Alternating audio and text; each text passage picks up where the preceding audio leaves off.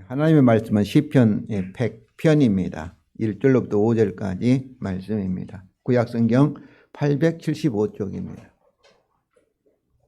시편 100편입니다.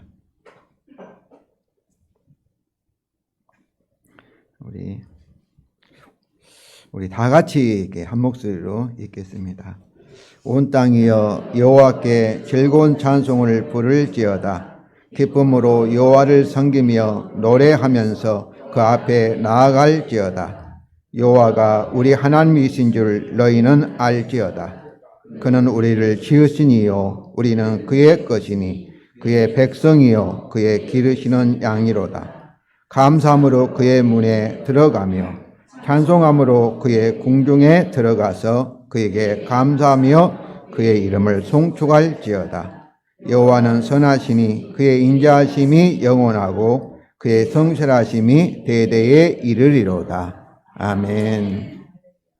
성도 여러분, 오늘은 맥주의 감사절입니다. 맥자라는 것은 보리 맥자잖아요. 그래서 보리의 추수를 감사하는 그런 절기인 거죠.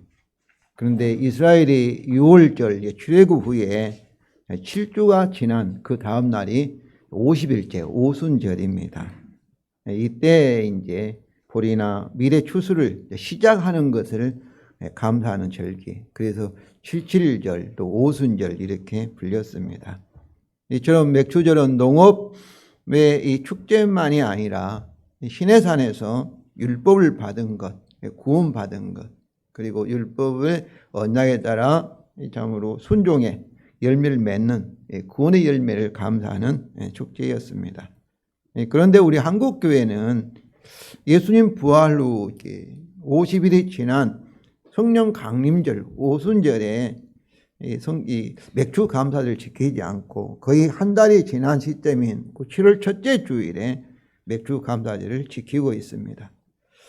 성령 강림의 목적도로 부활의 주님과 연합을 위한 성령세를 통해서 우리 구원의 열매가 시작하는 것을 우리가 기념하는 것도 좋지만, 우리가 이게 우리 성령 강림절 후 5번째 주일인 것처럼 계속해서 우리에게 복음의 열매가 성령을 통해서 맺혀 가져가는 성화 구원이 이루어져 가는 것을 기대하면서 그 중간에 감사하는 것도 좋은 일이라고 생각합니다.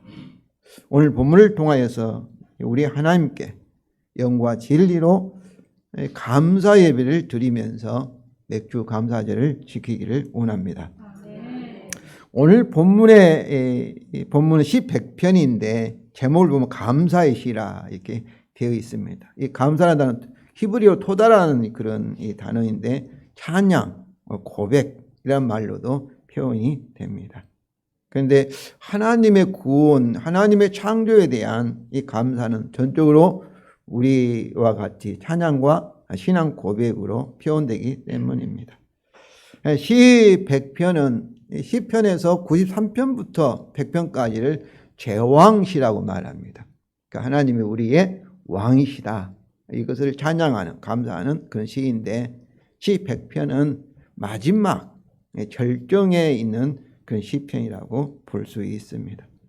그래서 이스라엘이 절기 축제에 하나님 앞에 감사 예물을 준비해서 드리기 위해서 이제 성전 앞에서 모이고 성전에 들어가면서 그 마지막 결정 순간에 낭송된 시가 곧 찬양 또 감사시라고 볼 수가 있는 것이죠.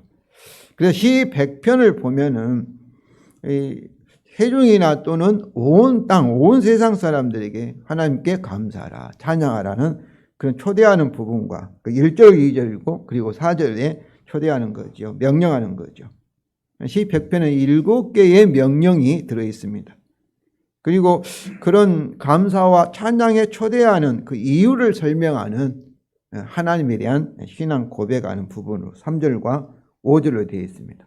우리말 성경 5절에는 애냐하면 이 단어를 생략했는데 키라는 단어, 애냐하면 이제 그런 뜻이죠.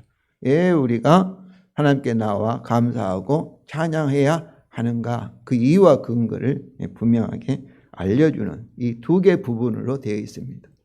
시 100편뿐만 아니라 찬양시와 감사시는 항상 이런 구조로 하나님을 찬양하고 그리고 그 이유, 감사하고 그 이유를 설명하는 이런 형식으로 되어 있습니다. 먼저 이 하나님께 이 감사예로 초대입니다. 1절과 2절이면 우리 다 같이 읽겠습니다. 온 땅이여 여호와께 즐거운 찬송을 부를지어다. 기쁨으로 여호와를 섬기라. 노래하면서 그 앞에 나아갈지어다. 온 땅의 이 말씀은 세상이죠. 세상 사람들아 그런 뜻이죠. 여호와께 즐거운 찬송을 부를지어다 이렇게 번역되어 있는데 원래는 하리우라는 것은 여호와께 할렐루야 큰 소리로 외치라 그런 뜻입니다. 우리가 이 중국 영화를 보면 황제 앞에 어때요? 만만세 막 그렇게 하지 않습니까? 그러니까 대한민국 만세 이렇게 외치는 것 같은 그런 환호하라. 그래서 우리가 예배를 뭐 조용하고 엄숙하게 예배 드린다는 그런 것은 이 이스라엘의 예배와 다른 분위기입니다. 예배는 뭐예요? 기쁨의 잔치죠. 들썩거리면서 환호하면서 이렇게 즐거워하면서 이것이 곧 예배인 것이죠. 그러면 세 번째 명령은 이렇게 기쁨으로 여호와를 섬기라. 이렇게 노래하면서 그 앞에 나아오라. 이렇게 강력하게 우리 하나님께 대한 섬김과 순종을 명령합니다. 그것도 어때요? 억지로 이렇게 어쩔 수 없어서가 아니라 기쁨으로. 그리고 노래하면서 이처럼 강제적이 아니라 자발적으로 이것을 하기 위해서는 어때야 되겠어요? 온 땅이 온 세상 사람이 그렇게 해야 할 기쁨으로 하나님 앞에 하나님을 섬기고 예배하고 노래하면서 그 앞에 나와 순종하고 참으로 이것은 뭐 그 이유를 알아야 되지 않겠어요?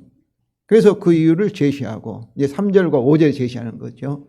그리고 그들이 그 제시한 이유에 설명한 이유에 대해서 설득이 되어야 할 것입니다. 성도 여러분, 시 100편을 보면서 저는 참 부러웠습니다. 왜 부러웠냐면은 이스라엘 백성들이 하나님 앞에 예배하러 나오면서 어때요? 세상 사람들에 대하여서 이런 담대함을 가진 거예요. 이렇게 명령하면서 권유하면서 온 세상 사람들아 여호와께 참으로 환호하라. 기쁨으로 여호와를 섬기라. 노래하면서 그에게 나와서 복종할지어다. 이렇게 할 수 있는 이 담대함이 무엇일까? 담대함이 무엇일까? 그 이유는 무엇일까? 그 이유는 간단합니다. 하나님에 대한 그들의 신앙 고백 때문입니다. 3절이죠. 3절. 우리도 우리의 신앙 고백을 분명히 하면은 예배 드리러 교회당에 올 때나 또 예배를 드릴 때 우리 주위에 있는 세상 사람들에 대해서 이러한 명령을 할 정도로 담대함을 가지고 확신을 가지고 우리가 예배 드리기를 원합니다.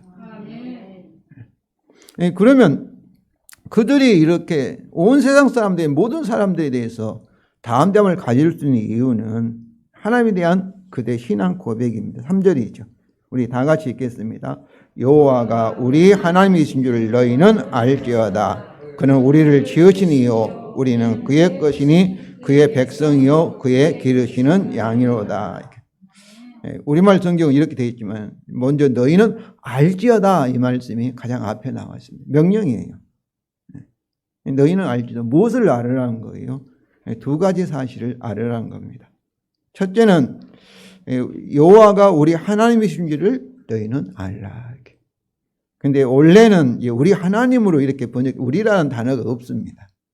원래는 여호와 그분이 하나님이시다는 것을 너희가 알라. 그러니까 여호와후 엘로힘이라는 그런 신앙 고백입니다. 여호와는 지난주에 우리가 출애굽기 3장에서 살펴본 것처럼 이스라엘의 이 조상의 하나님, 아브라함 언약의 하나님, 여호와는 우리의 하나님이라고도 볼 수 있어요. 이스라엘은 하나님께 속하고 하나님은 이스라엘에 속한 하나님이라고 볼 수 있어요. 그래서 뭐 이렇게 여호와 우리 하나님이라는 말씀이 틀린 이 말씀은 아니에요. 시편 99편에도 계속 반복되어 있으니까. 근데 여기서는 여호와 후 엘로힘이라는 바로 엘로힘은 창조주 하나님 이름이에요.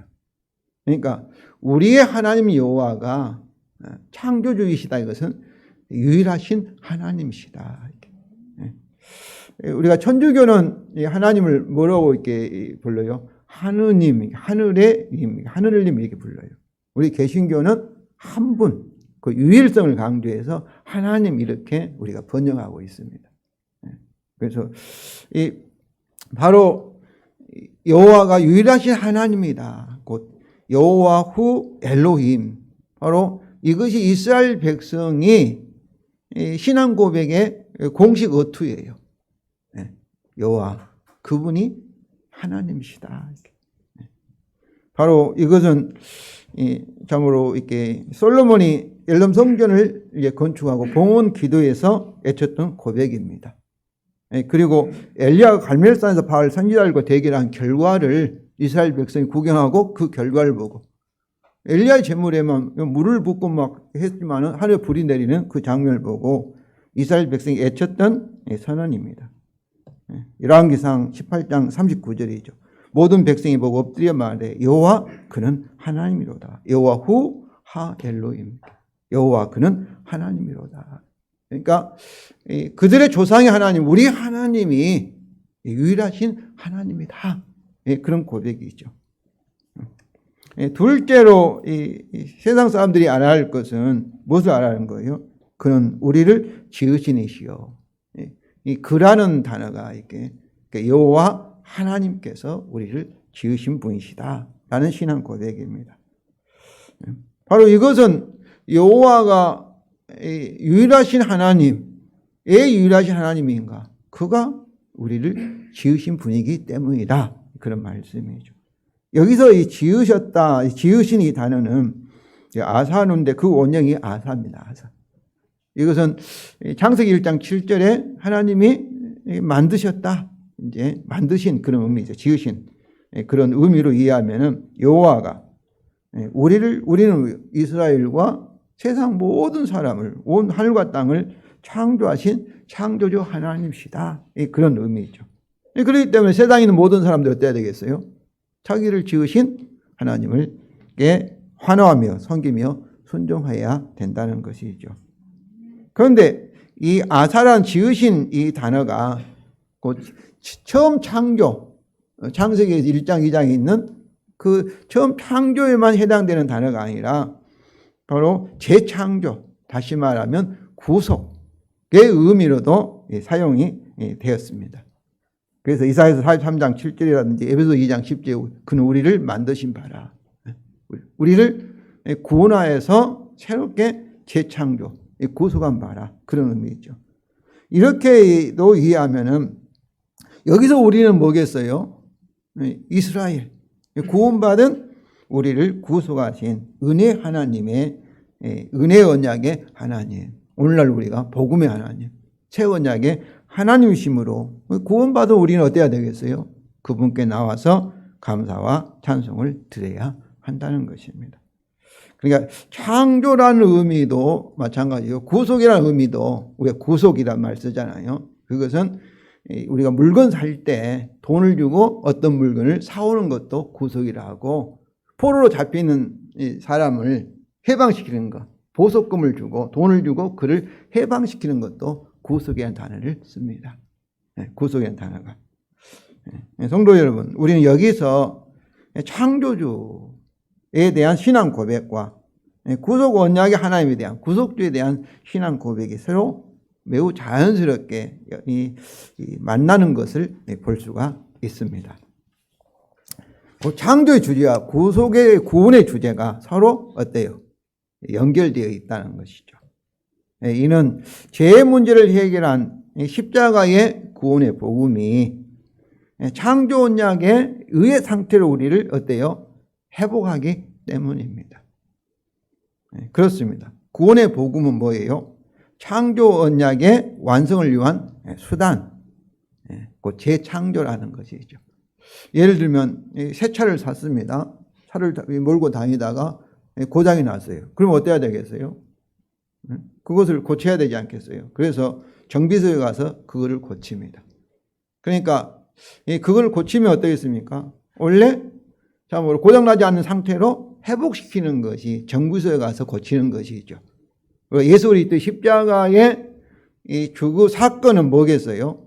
이 십자가 부활의 사건은 창조 언약이 아담의 범죄로 참으로 파괴된 관계가, 하나님과 우리 관계가 깨어진 것을 원래 상태로 우리를 되돌아가게 하는 것이 곧 예수 그리스도 십자가와 부활의 사건인 것입니다. 그러니까 이걸 잘 아셔야 해요. 우리가 예수 믿고 그 상태에 머물러 있는 것이 아니라 아담과 에덴 동산으로 우리가 되돌아가게 하는 것이죠. 그렇기 때문에 창조 주제와 우리의 구원의 주제가 서로 밀접하게 연합되어 있다는 것을 우리가 알아야 합니다.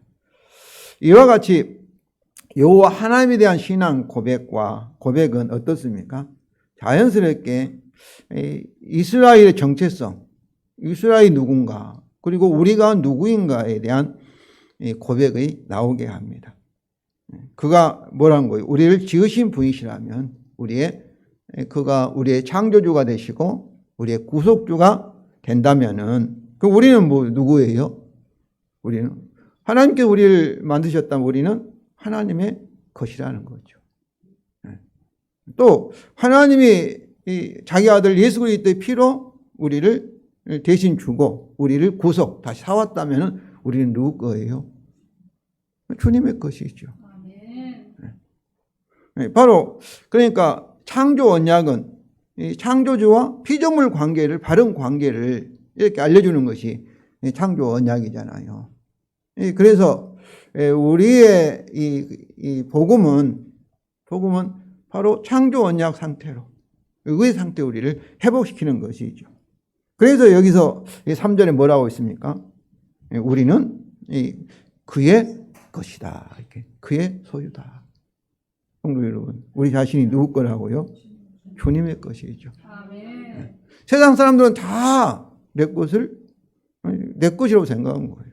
내 몸이고, 내 생명이고, 내 재산이고, 이렇게 다 모든 것을 자기 중심으로 생각한 거예요. 모든 사람이 다 그렇습니다.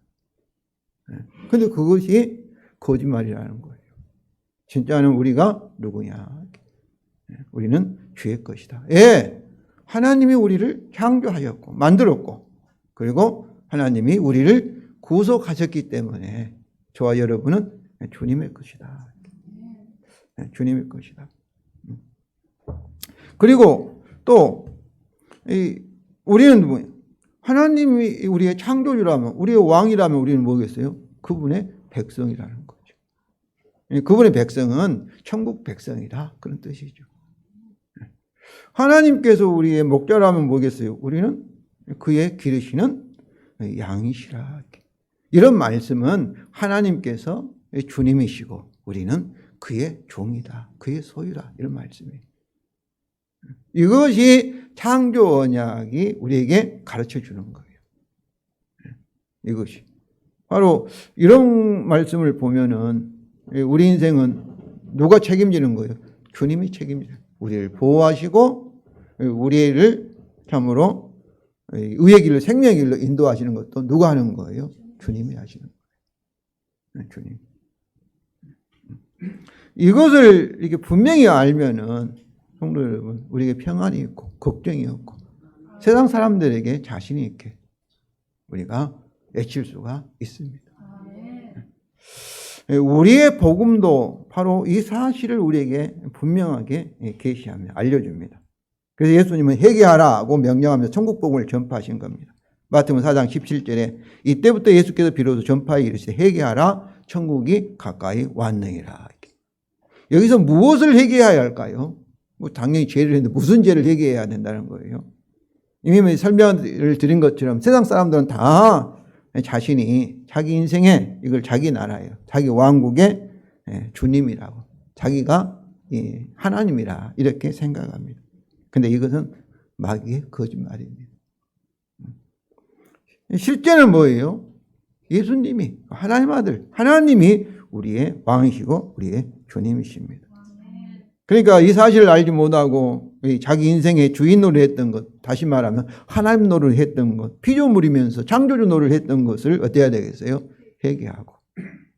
그리고는 진짜 진리 참이신 나의 주님을 내 마음속에 모시면은 그때 우리에게 뭐가 임하는 거예요? 천국이 임하는 겁니다. 그래서 예수님이 자꾸 말씀해 나를 따라오는 뭐라고 해요? 자기를 부인하고, 이 말은 네가 네 인생의 주인이 아니고 너는 피조물이다. 이 사실을 알고, 그리고 어때야 되겠어요? 진짜 주이신 예수님을 믿고 의지하고 따라오라는 거예요. 따라오라는 거예요. 그래서 이 복음은 바로 이 사실을 가르쳐 주는 거예요. 그래서 사도 바울이 전한 복음이 고린도 4장 5절이죠. 우리 다 같이 읽겠습니다. 우리는 우리를 전파하는 것이 아니라 오직 그리스도 예수의 주되신 것과 또 예수를 위하여 우리가 너희의 종된 것을 전파합니다. 여기 사도 바울이 전한 거예요. 그러니까 우리를 전파하는 것, 우리가 주님이다. 이렇게 우리가 이렇게 우리를 전파하는 참으로 그런 사이비 복음들이 참 많습니다. 그런데 복음은 뭐예요? 우리를 전파한 거 아니에요. 예수님이 우리 주님이 되셨다. 우리를 위해 십자가에 죽으시고 다시 부활하시고 승천하시고 하나님 보좌 우편에 앉으신 바로 그 예수님, 주님이라는 것은 하나님이시라는 거예요. 하나님을 대신하는 모든 만물의 주님이 되었다. 모든 만물의 주인이 되었다. 이것이 복음이에요, 복음. 이처럼 복음은 우리가 누구인지를 알게 해요. 그리고 우리는 피조물이구나. 스스로는 살아갈 수 있는 존재가 아니구나. 전적으로 우리는 스스로 살아가지 않는 것, 자기를 부인하고 스스로 살지 않는 것을 뭐라 해요? 믿음으로 산다는 거, 믿음으로. 누구를 믿어요? 주님을 믿음으로. 이렇게. 믿음으로. 이 세상 사람들도 다 믿음으로 살아요. 왜냐하면 창조 원칙에 따라 우리 사람은 하나님 창조주, 피조물로서 하나님을 믿고 살도록 창조되기 때문에 세상 사람들 다 믿음으로 살아요. 믿음 없는 사람 없어요. 그런데 그 믿음의 내용이 누구를 믿는 거예요? 하나님이 아닌 진짜 주님이 아닌 가짜 주님, 자신을 믿는다는데, 돈을 믿는다는데, 무슨 나라를 믿는다는데, 오늘날 강대국 미국을 믿는다든지 중국을 믿는다, 이런 식으로 하나님 아닌 우상, 가짜 우상, 가짜 신을 믿는 거예요. 그들 다 믿음으로 살아요. 이 세상 불신자는 없어요. 다 믿어요. 뭔가를 믿어요. 자기 주먹을 믿는다든지 그래요. 왜냐하면 우리 사람이 피조물로 그러니까 창조주와 피조물 관계야. 피조물 스스로 못 사니까 어린 아이가 엄마를 이렇게 의지해 사는 것처럼 전적으로 엄마 의지해 사는 것처럼 피조물은 전적으로 누구를 의지해요? 만든 창조주를 의지해서 피조물이 존재하고 또 유지될 수 있는 거예요.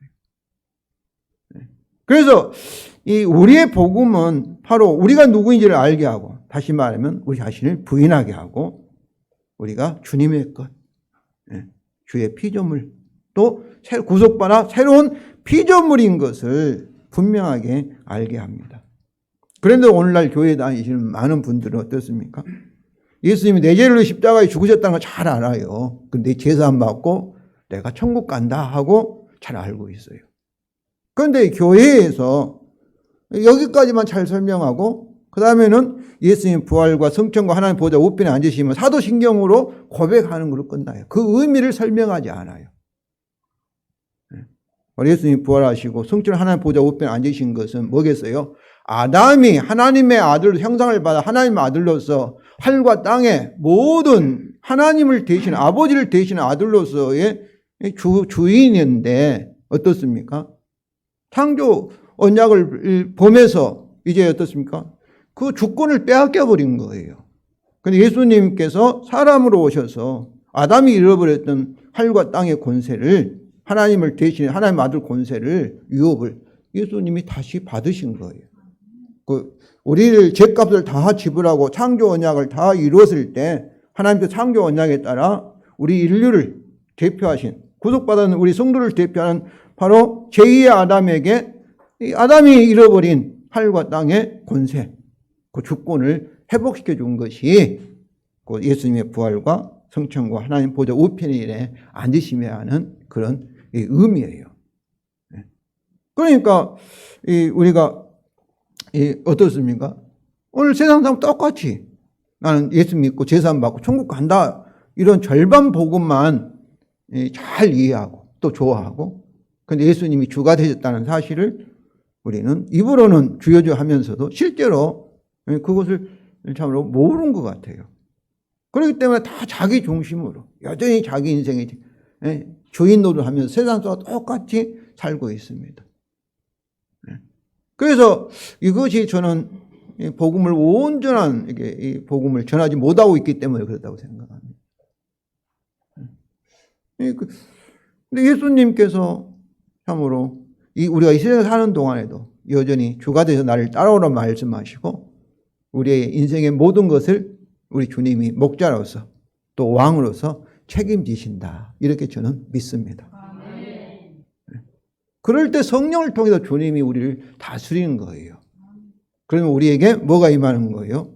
성령의 열매가 나타나고 하나님 나라가 우리에게 임한 줄로 믿습니다.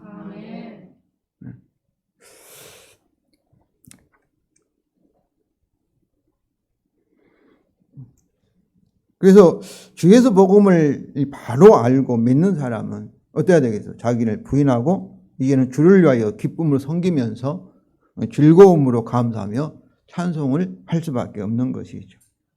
이것을 하는 사람, 그러나 우리가 완전하게 저도 완전하게 내 자신을 100% 부인하고 주님만 위해서 산다고 말할 수는 없어요. 아직까지도 엎치락뒤치락 하지요. 그러나 저는 그렇게 살기를 원합니다. 이렇게 하려고 하는 사람, 교회도 목사가 주인이 아니고 우리 눈에 보이지 않는 성령 오신 우리 주님께서 우리 교회를 다스린다, 주님을 섬긴다, 우리 그런 교회가 되기를 진실로 원합니다. 가정도 마찬가지죠. 그러면 평안한 거예요. 즐겁고 기쁘고. 그런 사람이 어떠겠어요? 진정으로 복음을 아는 사람이고 믿은 사람이고 진심으로 핵심한 사람입니다. 그래서 로마서 이렇게 14장 7절과 9절입니다. 우리 다 같이 읽겠습니다. 우리 중에 누구든지 자기를 위하여 사는 자가 없고 자기를 위하여 죽는 자도 없도다. 우리가 살아도 주를 위하여 살고 죽어도 주를 위하여 죽나니 그러므로 사나 죽으나 우리가 주의 것이로다. 이를 위하여 그리스도께서 죽었다가 다시 살아나셨으니 곧 죽은 자와 산 자의 주가 되려 하심이라. 이렇게. 우리 중에 누구든지 자기를 위하여 사는 자가 없다는 거예요. 왜 그러겠어요? 우리는 누구겠어요? 주 예수 복음을 알고 믿는 사람들인 거예요. 복음을 아니까 복음이 가르친 대로 자기를 부인하고 바로 예수님이 우리의 주가 되셨다는 것을 알기 때문에 이제 예수님의 종으로서 누구를 위해 사는 거예요? 주를 위해 사는 거예요. 그런데 성도 여러분, 주를 위해 사는 것이 곧 천국 생활이고 에덴 동산의 삶이 주를 위해 사는 거예요. 이게 주를 위해 사는 것이 나를 위해 사는 거예요. 이거 역설적이에요. 우리가 철저하게 주를 위해. 그리고 갓난 아이가 어떻습니까? 예수님이 마태복음 18장에서 갓난 아이에게 갓난 아이 같이 되지 아니하면 천국에 들어갈 수 없다는데 갓난 아이가 어떻습니까? 엄마를 의지해서 살잖아요. 근데 갓난 아이 스스로 살겠다 하고 내가 돈 벌어서 내가 노력해서 내 스스로 살겠다 하면 그 갓난 아이 어떠겠어요? 생존할 수가 없습니다. 마찬가지로 우리가 철저하게 자기를 부인하고 주님을 의지해 살면은 주님이 책임지신 것을 저는 확신합니다. 그러니까 부인하면 자기를 부인하면 사는 거예요. 살려고 하면은 죽고 주를 위해서 내가 죽으려 하면은 주님이 우리를 살려주시는 거예요.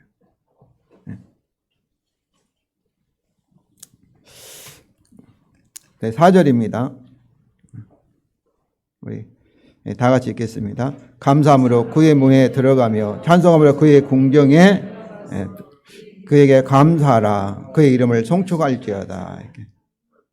온 땅에 대한 명령과 여호와 하나님에 대한 신앙 고백은 자연스러운 기결입니다. 하나님께 예배하고 찬송할 수밖에 없다는 것이죠.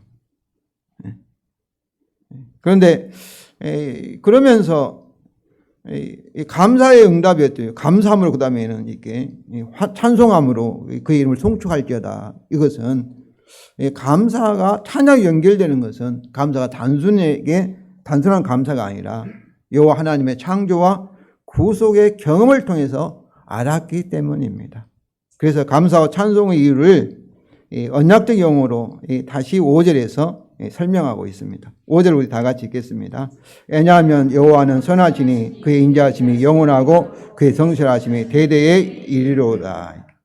여기서 왜냐하면은 감사와 찬양의 이유를 나타내며, 그런데 우리말에 이르리로다 이런 마치 동사처럼 표현되어 있는데 원래는 동사 없이 명사와 형용사만으로 사용돼서 그 이유를 더 강조하고 있습니다. 그러니까 그의 인자하심이 영원, 그의 성실하심이 대대에 이렇게 끝나고 있는 것이죠. 여기 선하신 이 토부는 악의 반대가 선함이고 추함의 반대가 아름다움 상태입니다. 진선미에서 성과 미를 토부라는 단어를 써요. 그래서 하나님께서 천지를 창조하시고 보시기에 좋았더라 단어가 이 토부입니다. 그러므로 근데 이 선하심이 누구에게 선하신 거예요? 하나님이 우리에게, 언약 백성에게 선하시다, 그런 말씀이죠. 그래서 여호와가 우리에게 선하신 이유는 그의 인자하심이 영원하고 그의 성실하심이 대대로 이르기 때문입니다.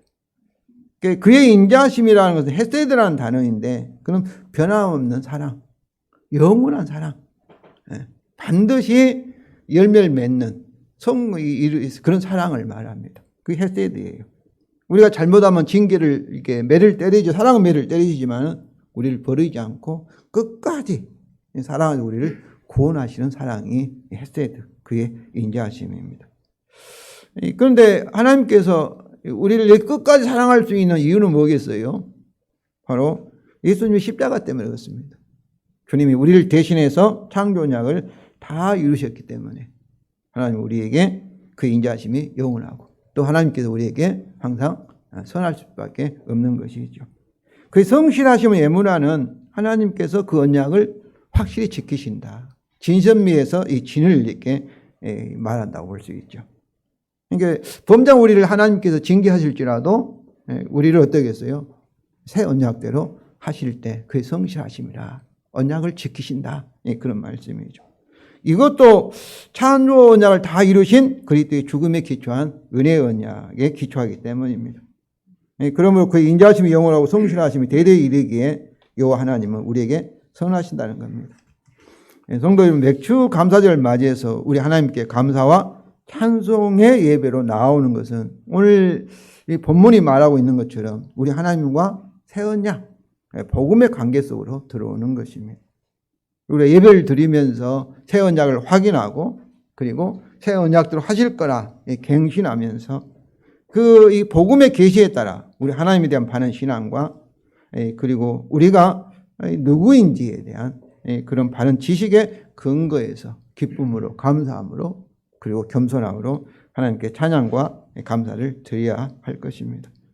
뿐만 아니라 세상 사람들에 대해서 담대하게 우리 하나님께 감사와 찬양을 권유하며 또 그 이유를 분명하게 우리가 그들에게 제시하면서 예배를 드려야 할 것입니다.